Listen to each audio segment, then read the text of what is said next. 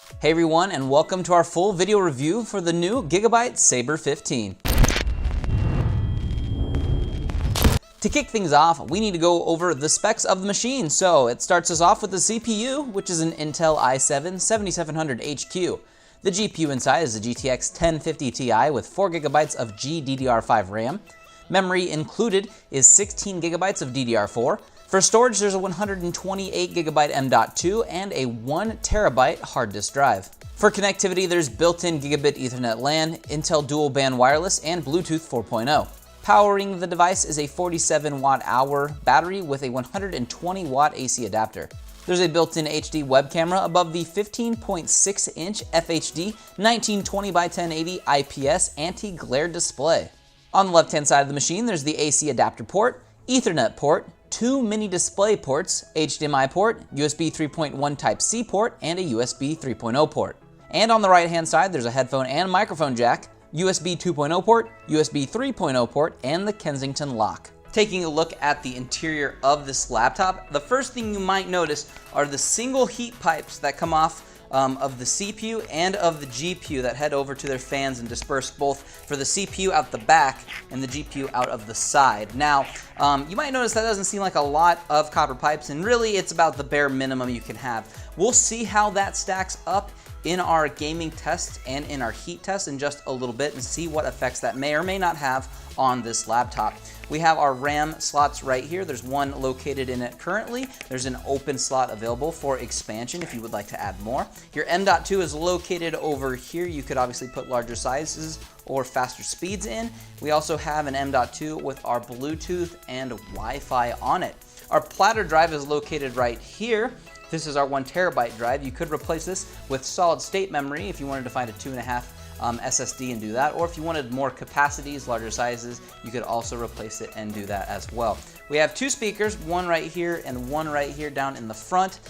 This is the front of the laptop. These would then be pointing downward and echoing off of whatever surface that the laptop is on to deliver the sound to the user. And then up at the top, this empty slot is the removable battery, which is easy to remove. It comes off of the machine really simply. You don't even have to take the whole outside of the rest of it off. It easily pops up if you want to have a backup battery or if you want to replace your battery. The keyboard on the Sabre has RGB backlighting that can be adjusted in multiple zones, or there are a variety of presets with different lighting effects. You can also program and customize individual keys as hotkeys if you need to do that too. It's a nice touch. The face of the keyboard is steadily mounted, and there's only a small amount of flex, which is nice to see. The keys are tactile and have short travel while typing. Overall, they feel pretty good while using them. The screen quality of the Sabre is actually a little bit better than I would have imagined it with the entry price of this laptop. It has solid color representation, and the black levels seem to hold up really well. It also has pretty nice viewing angles from a variety of directions. The weight of the laptop by itself is right around 5 pounds, and if you're going to bring the charge cable along with it, the total weight of the two combined is 6.25 pounds. We took our heat gun out to get some readings of the temperatures while gaming. As you can see, the middle of the laptop where the GPU and CPU are centrally located starts to get a little bit warm, but the rest of the laptop stays at some pretty normal temperature reading levels.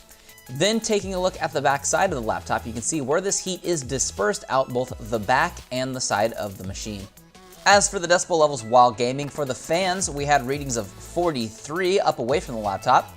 Down right in front, we had readings of 53. And then coming around to the side where the GPU emits most of its heat, we had readings of around 60. To start things off with our benchmarks, we fired things up with Firestrike and scored 6,755, which makes it 38% better than all machines that have ran this test. Our second test was with Cinebench. Our OpenGL score was 90, and our CB score was 690, a tiny bit lower than normal, but there might have been a little bit of thermal throttling during this test.